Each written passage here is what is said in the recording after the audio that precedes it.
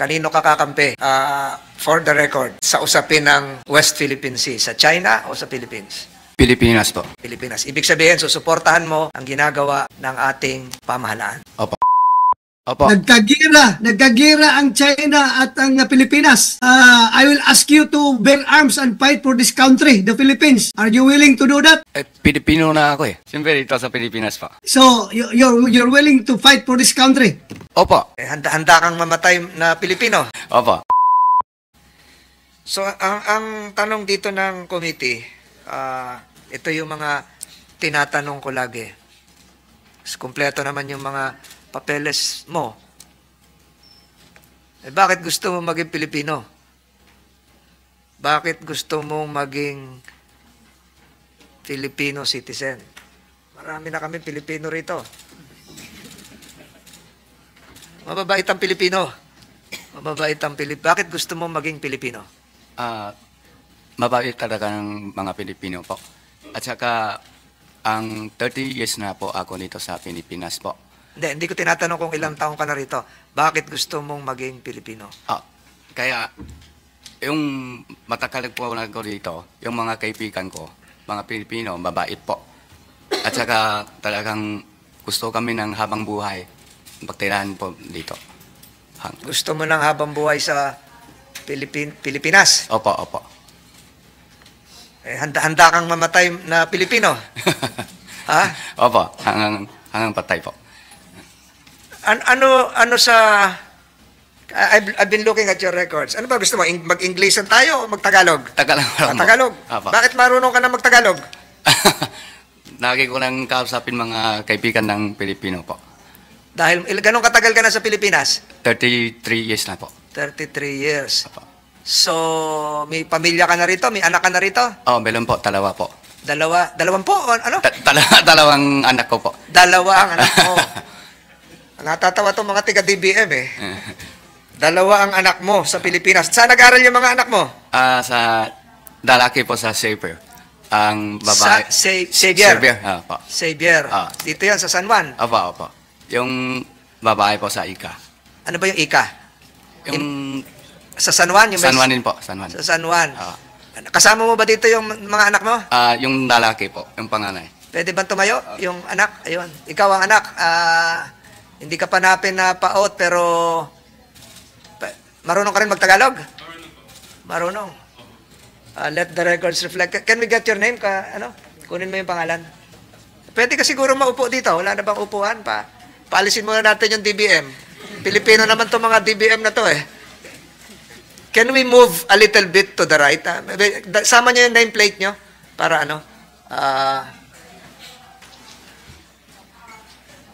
dito na po. Attorney Chutor, palipat-lipat ka na, kay Congressman Chutor, nakakadalawang lipat ka na.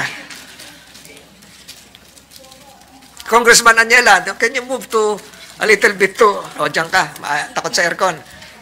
Can we get your name? Pangalan ko po, Justin Wang. Can you administer the oath? Kindly stand up, please. Raise your right hand. Do you swear to tell the truth and nothing but the truth in the Senate hearing? Yes, I swear. Thank you. So, father mo, yung applicant? Yes po, Tatay father. mo? Yes. Dito ka nag-aral? Dito po, sa San Juan. San Juan? Opo. Saan ka pinanganak? Dito rin po. Saan? Sa Manila. Manila po. Sa Pilipinas? Yes po. Magaling ka na mag-Tagalog? Palagay ko, yes po. Ganong katagal ka na sa Pilipinas? Dito po ako pinanganak eh. Dito ako lumaki po. Dito ka lumaki? Yes. Dito ka na naninirahan? Yes. Kumusta tong tatay mo? Mabait? Mabait po ko. Masipag rin. Ha? Masipag po. At mabait po. Mabait. So, talagang gusto nyo na sa Pilipinas? Yes po, yes. Ano ang pagkain nyo? Hindi ko na, wala nating personal. Siyempre, kumakain din kayo ng Chinese noodles. Yes. Chinese, Filipino rin po meron. Filipino? Opo. Anong paborito nyo sa bahay na kainin? Na Filipino food po? Oo. Dinuguan. Yun para sa akin. Tapos, kinakain adobong ng tatay pusit. mo? Adobong pusit po. Adobong pusit? Opo. Mr. Wang, do you have a Filipino name? Ano ba ang ano mo? Mark po. Mark. Opo. Ang layo naman ng Mark sa lead 1. O, Mr. Mark, Opo. ang ginagamit mo, Mark ano? Mark Ong. Bakit? Ano, yung Ong ba at Wang, pareho yon? Pareho po. Kasi nasa Manta din, Wang po. Pero pag sa Fokkinis po, sa Fokkin province, Ong po. So, ikaw si Mark Ong. Opo, opo. Anong paborito mong pagkain dito sa Pilipinas? Sinigang o crispy pata. No? O Nakakagutom alam mo pusit. Marunong ka na magluto ng Filipino food? Asawa ko po. So, ang panlasa mo, sinasabi mo, Pilipino na. Opo. Masarap ang Filipino food. Marunong ka magsalita ng Pilipino. Dahil doon, Pilipino ka na? Gusto mo na maging Pilipino? Opo, opo. Ang hinahanap ng kumiting ito, pusong Pilipino. Si Justin Brownlee, talaga nung ginawa namin Pilipino, kahit mabali ang likod sa basketball, pinapakita niya at minahal niya ang Pilipinas. And the same is true we have a second applicant for naturalization here. Later, we will be asking you. You can be seated there. So that is also what we will be requiring. Paano masasabi na meron ka ng pusong Pilipino? Kasi nasa Filipino-Chinese chamber po rin ako. Filipino-Chinese, ano po? Chamber. Chamber. Ano yung ginagawa ng Filipino-Chinese chamber? Lagi po kami ng kasama kahit sa may mga bagyo o sa medical mentions o tatayo din kami ng mga eskwelahan po. Ibig sabihin, tumutulong kayo magtayo ng mga eskwelahan. Opo. Ano yun, public school o private school? Sa mga probinsya, kasi yung Filipino-Chinese ng chamber, hindi ko rin tatanong kung private o ano, pero basta pag may kailangan, tulungan po kami. Tumutulong kayo. Opo. Nakita ko rin dito sa record mo na ikaw ay bumbero. Opo, opo. Anong bumbero? Sa sunog? Sa sulok po. 2005 hanggang 2012, yung bumbero po. Ermita Malate Fire Rescue Volunteer Association. Opo. Pumupunta ka naman sa sunog. Opo. Dahil doon, pwede ka na Pilipino. Tumutulong kang maapula ang sunog. So, nagdo-donate ka rin sa mga nasunugan. Opo. Kaya hanggang ngayon, direkto pa rin ako po doon sa emita ng yung bumbero po. Tapos dito sa Philippine Chinese Chamber of Commerce and Industry, nagbibigay kayo sa mga kalamidad, medical mission. Tapos, etong Juan Care Foundation. Opo. Ano naman ito? Yung sa pang-name po, marami po kami nang bigay ng face mask, yung facial, alcohol, mga grocery, ganun. Nung pandemic? Opo. Halimbawa, saan lugar kayo namigay? Marami po. Ang Pasay, Manila, Paranaque, marami po. Kahit dun sa Cebu po. Cebu. Opo. So, ibig sabihin, dahil matulungin ka, pwede ka ng Pilipino. Ha? Sana po. Ang isang gusto kong malaman,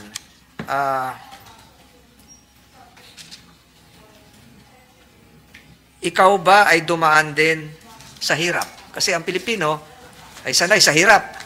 Marami, hindi ka pa Pilipino, pero marami kaming mga kababayan talagang tumutulay sa kawad ng kahirapan. Hindi naman ang buhay sa Pilipinas, hindi ganong kadali. Marami tayong mga kababayan, habang tayo nag-uusap ngayon, baka hindi mananghalian. Mahal ang presyo ng bigas. Mahal ang presyo ng bilihin. Marami tayong kababayan na hindi nakakapag-aral kasi walang pangmatrikula. Habang nag-uusap tayo, marami tayong kababayan na nasa ospital, walang pambayad ng gamot at ng doktor. Marami tayong kababayan ngayon na nasa init ng araw, naglalakad kasi walang pambayad sa tricycle o pedicab. Ang Pilipino, sanay maghirap. Nung kamakalawang linggo, kausap ko si Ginoong Jimmy Pacheco. Siya ay nakalaya, pinalaya, nabuhay. Nakidnap siya ng Hamas sa Gaza nung lusubin ng Israel. Kausap ko siya na matagal. Noong February 3, bumalik ulit siya sa sa Israel, sa Tel Aviv, para magtrabaho kasi gusto niyang mapag-aral yung kanyang mga anak. 49 days siya nasa ilalim ng tunnel sa Gaza na hanggang ngayon ay binobomba pa ng Israel Defense Force. At nandun pa rin yung mga hostages. Pilipino siya. Nabuhay siya, bumalik sa Israel. Talagang gusto niya mapag-aral yung dalawa niyang anak, kambal pa. Ayoko na sanang pabalikin pero gusto niyang tulungan yung pamilya niya. Ikaw ba ay dumanas din sa hirap dito sa Pilipinas? Opo, Ano galing naman? ko rin sa mahirap po. Ano, Kasi pag tumating ko, 12 years old pa lang ako. Kaya mahirap kami walang pera pang alay sa school. Kaya puto-puto yung salita ko, hindi ko rin marunong mag-English. Saan ka unang lumanding dito sa Pilipinas? Saan lugar? Sa Maynila? Saan? Kawayan Isabela po. Isabela. Kawayan Isabela. Oh, yung dinanas mong hirap, gaya ng ano yung trabaho? Pag alawin ko yung palay.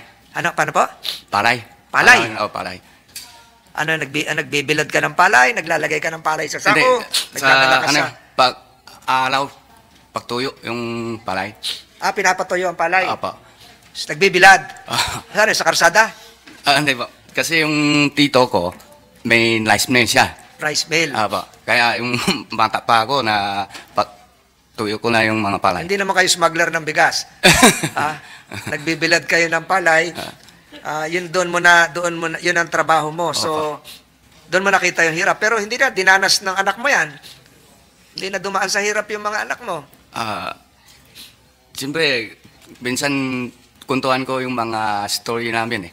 Kung anong mahirap, kung talaga kailangan tulungan sila sa mga mahirap-hirap. Sa record mo, nakalagay din na noong 19 anyos ka, ahente ka ng tsinelas. Opo. Ano naman klaseng tsinelas yon? Mga karing China po. Tsinelas, yung tsinelas na... Tsaka mga lambit po. Tinitingnan ko itong mga paano mga babae rito. Wala namang nakasuot na yung... Anong tawag doon? Oo. Na sipit, na gano'n? Yung mga bula lang po. Magkano yung tsinelas? Mga nakalimutan ko pero siguro mga hindi apat ng 30 o ano gano'n lang. Isang pares. Opo. Ano yun, nilalako nyo? Tinitinda nyo? Tinitindi mo. Hindi ko po. Pwede utang? Binsan, pak suki. Tapos, nakarating ka na ng Maynila. Opo.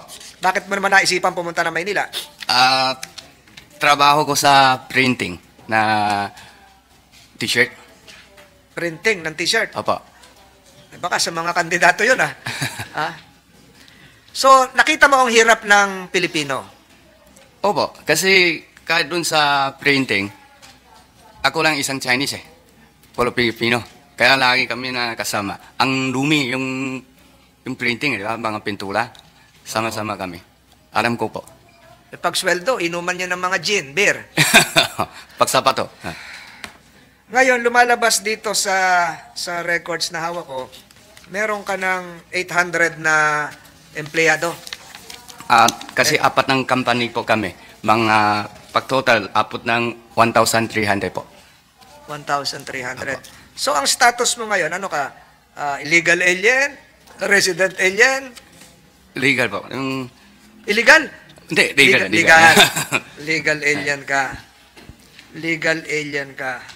Ngayon, medyo nakikita ko, umangat-angat ka na sa buhay. Dito sa records dito, may mga napatayo ka mga warehouse, bodega sa Subic. Opo.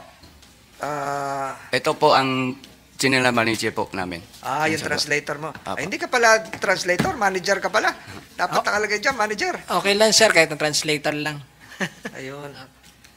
So, paano ka, sa mga negosyo mo ngayon, warehouse, paano ka pa makakatulong sa Pilipino? Paano ba pa magagawan tumulong sa... Marami po kami na pupuntahan ng sa... Ano yung pinapakita mo? Sa Subic.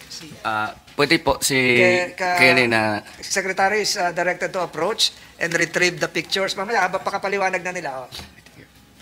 Baka wala na sila maipaliwanag kasi kinuha mo na. Bigay mo muna. Kasi Mr. Kelly, baka pwedeng Ano pa yung pwede nyo itulong sa... Ang mga empleyado nyo, 800. Kanina sabi nyo, 1,000, ano? Kasi apat ng company po. 1,200? 300 po. Ano yan, mga Pilipino? Filipino po. Lahat Pilipino? Opo. na binibigyan nyo ng trabaho. Opo. Baka naman below minimum wage yun. Ha? Paliwanag nyo nga yung paano pa makakatulong bukod sa pagbibigay ng trabaho sa mga Actually, Pilipino. sir, meron po kami CSR din po sa mga indigenous people pag yun sa Subic po, sir. So during pandemic times po, nag-donate po kami ng mga face mask, mga relief goods.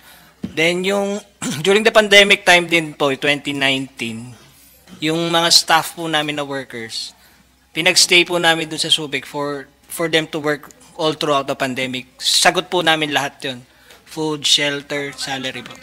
Business aside from construction of warehouses. Ano yun? Bali, ang model po namin dito sa Subic, sir, is construction of warehouse. Then we do subleasing po sa mga tenants, sa mga SMEs po Opo, locator po, sir. Ay di tax-free. Tax-free po before, sir. Ngayon, with the create, sir, medyo nahihirapan po kami ngayon, sir, to attract more potential tenants. After the pandemic, ang hirap mag-attract ng locators. Correct, sir. Opo. Ay, bagsak ba ang business sa Subic?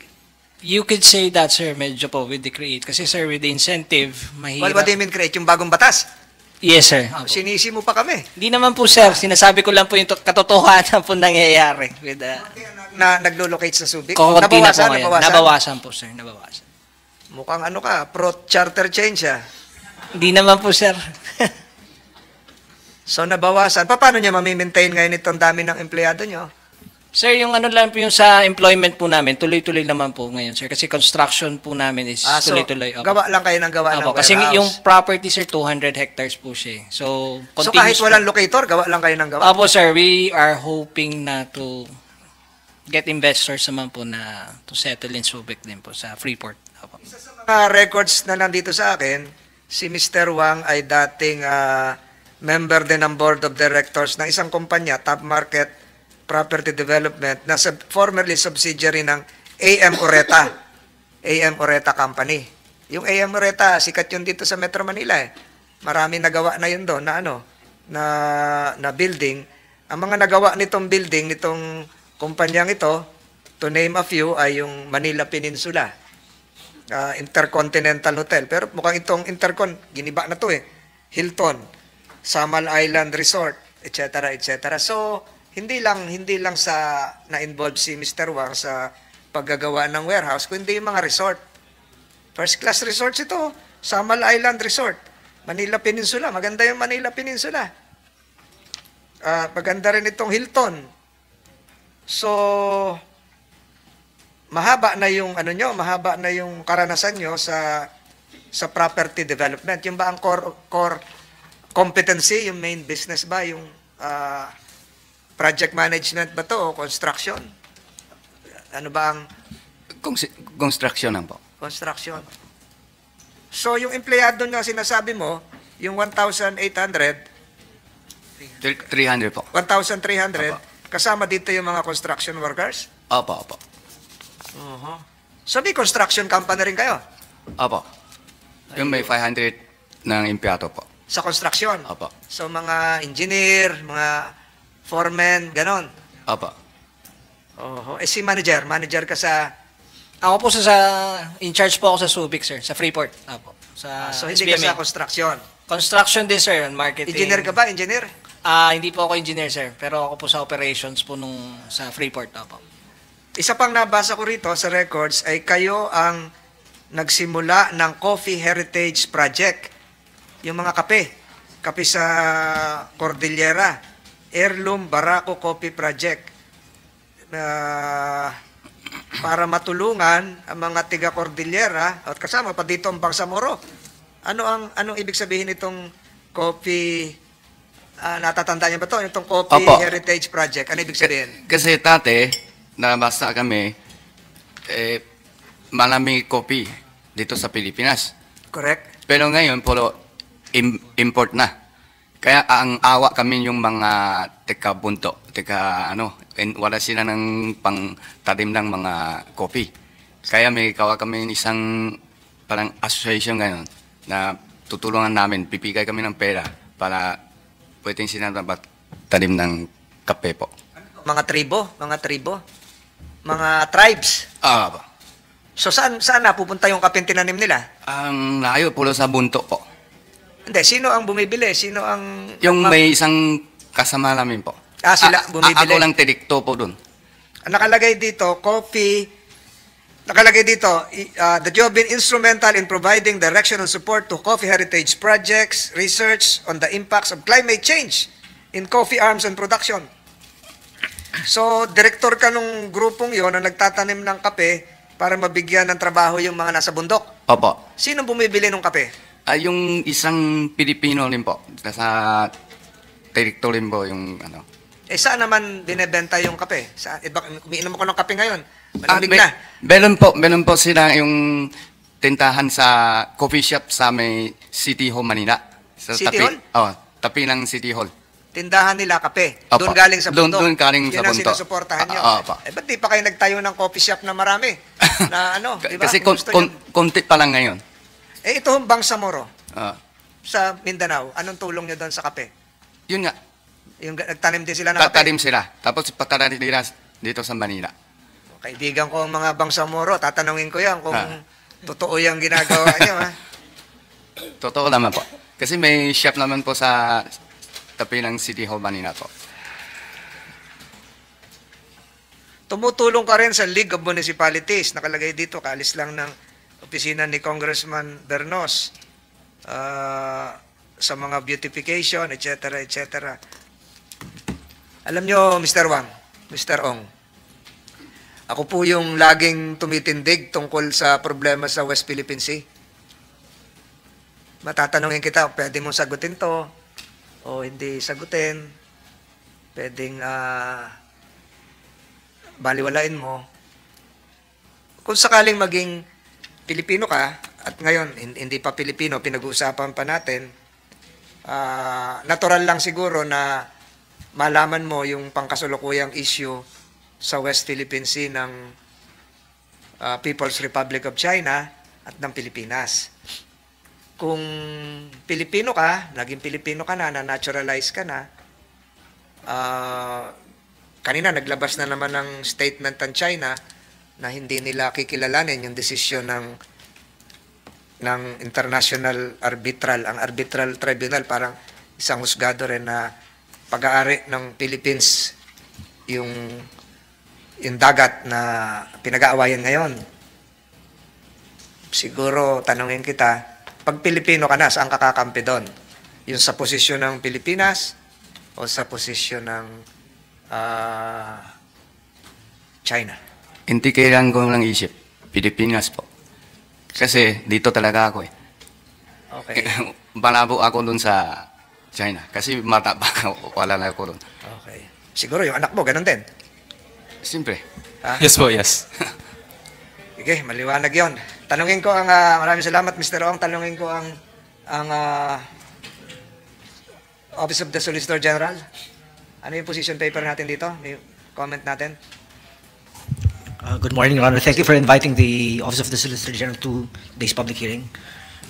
The granting of Philippine citizenship to deserving foreigners who have embraced Filipino culture and have contributed substantially to the well-being of Filipinos is an exercise of legislative power which is vested in Congress under the fundamental law. Further, considering that the applicant has submitted clearances from the relevant government agencies, such as the Bureau of Immigration and the National Bureau of Investigation, stating that his name does not appear in any of the respective derogatory records, databases, or lists, the OSG has no objections to the granting of Philippine citizenship to Mr. Lee Duan Wang. Thank you, Your Honor. Thank you. And for the record, you are State Solicitor Raymond Pasiliao, Your Honor. Raymond Pasiliao, Your Honor. Yes, Your Honor. Thank you. From the Department of Justice, Attorney Don Rick. Ang ganda ng pangalan mo, ah. Don Rick Ventura, State Counsel. Thank you very much, Your Honor. The Department of Justice interposes no objection, Your Honor. Submitted the position paper. No, Your Honor.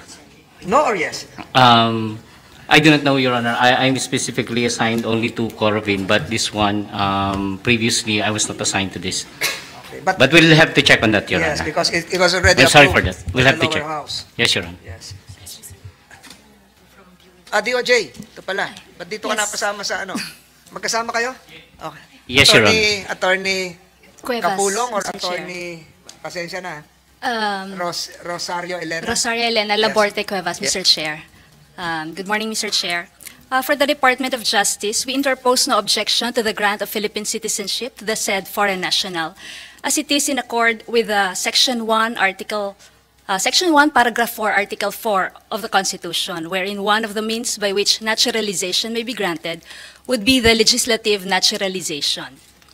We acknowledge that it is essentially a prerogative of the legislative branch of the government, and it is within the powers of Congress to enact laws subject to its internal rules on the grant of Philippine citizenship to deserving foreigners who have embraced the Filipino culture, as well as those who have embodied Filipino values of perseverance, determination, and dedication to their craft. However, Mr. Chair, we defer to the findings of the Bureau of Immigration and the National Bureau of Investigation with respect to their confirmation that the applicant's name does not appear in any of their respective derogatory database list or record. Thank you, Mr. Chair. Attorney Cuevas. Nagre-reflect Cuevas, kasi Mr. yung ilaw sa ano, kaya hindi ko mabasa. So, what about the Bureau of Immigration? Attorney Capulong. Yes, sir. Good morning, Your Honor. As far as the Bureau's records are concerned, it is indeed based on our records that Mr. Wang Liduan is a legal permanent resident, Your Honor, and that he does not appear in any derogatory list, Your Honor. And we expect, we surmise that you have submitted position papers on this, aside from your oral declarations today. Meron po kayong papel na sinubmit, BID? Wala po, Your Honor. Sa House, hindi kayo nag-submit? I will have to check, Your Honor. Baka ibang baka iba office. pong lawyer ang nag-submit, So, Your Honor. can we expect a submission? Comsec, habang nandito sila. So, who else? Department of Foreign Affairs. Department of Foreign Affairs. Isa na lang kayo siguro. Mr. Miranda. So, who will speak? Thank you, Your Honor. Good morning to the esteemed members of the committee. I am Antonio Miranda, Vice Assistant Director of the Department of Foreign Affairs. I am accompanied with Assistant Director Charlie Nicolas of the Passport Division.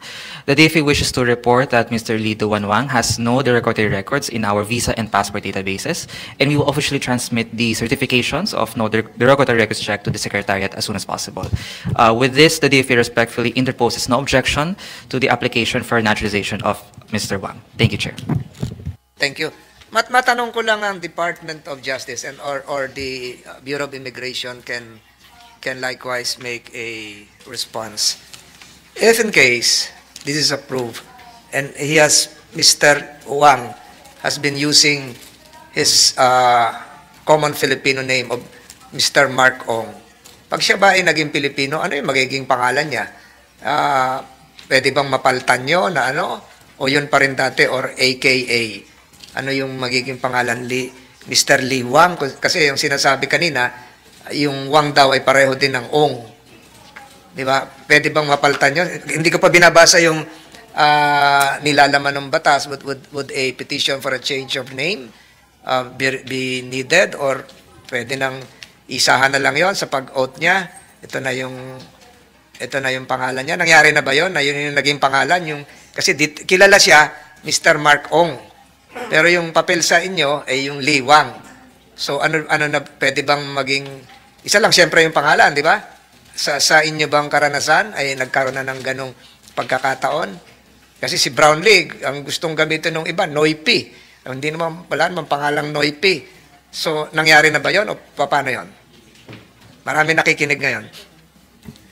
Mr. Chair, when we deal with names of a foreign national, we always put also known as. So as many names as possible as he has. So we always put them in the record, Mr. Chair. Magkakaroon siya ng bagong national ID, magkakaroon ng driver's license, magkakaroon ng Filipino passport. Yung pangalan mo talaga, ano yung mag-a-appear doon? Meron ba ng passport na lumabas na also known as? Meron na bang gano'n? Wala pa atang gano'n. I am not aware of any rules with passport issuance, Mr. Chair, because that belongs to DFA. Yeah. Opo. Your Honor, with regard to the name, as far as the Bureau's records are concerned, it will be still maintained yung pong original name. That's because this is the document he used as for travel document, as for also with regard to the application of his permanent resident visa. Although, sir, if he is given Filipino citizenship, it depends upon if the department of or what travel document he uses. If he uses his new or Filipino name or the same name, it will be still in our records. But of course, Your Honor, if he is already granted Filipino citizenship, then of course the Bureau of Immigration we lose jurisdiction over him because he's already Filipino, Your Honor. May I ask, mahirapan ako, paikot-ikot na ako dito. Sa kaliwa naman, Department of Foreign Affairs, the same question. Sir, we follow the birth certificate rule. So, ako ano pong nasa birth certificate niya, yun po yung susundin. In so far as passports po, sir. Final question again, reiterate. Before lunch is served, Mr. Lee Duan Wang. Pag naging Pilipino ka, hindi ka lang manunumpa sa Pilipinas, kasama na yung saligang batas. Ulitin ko yung tanong, kanino ka kakampi? For the record, sa usapin ng West Philippine Sea, sa China o sa Philippines? Pilipinas po. Pilipinas. Ibig sabihin, susuportahan mo ang ginagawa ng ating pamahalaan. Opo. Salamat. Senator De La Rosa? Mr. Chair. Yes. Yes, pwede ko matanong si Mr. Mark kung just in case, hypothetical question. Opo. Nagkagira ang China at ang Pilipinas. I will ask you to bear arms and fight for this country, the Philippines. Are you willing to do that? Pilipino na ako eh. Siyempre dito sa Pilipinas pa. So, you're willing to fight for this country?